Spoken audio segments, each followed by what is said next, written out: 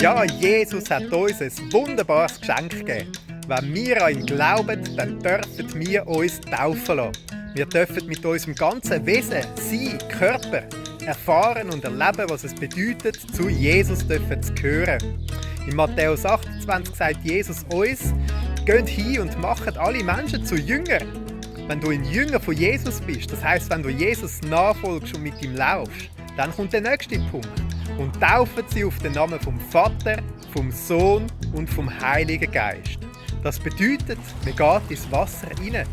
Dann wird man untertaucht. Im Römer 6 wird das beschrieben, dass wir wie mit Jesus in den Tod getauft werden, in den Tod hineingehen unter das Wasser.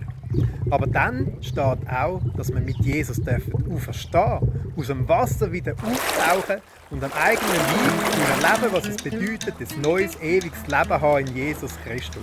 Ist das dran für dich?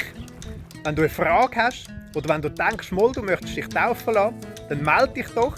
Am nächsten Dienstag haben wir Taufvorbereitungsabend. Allenfalls finden wir auch einen anderen Zeitpunkt, um darüber zu reden, austauschen, Fragen klären, sodass wir am 30. Juni miteinander die Taufe feiern dürfen. Vielleicht bist genau du damit gemeint.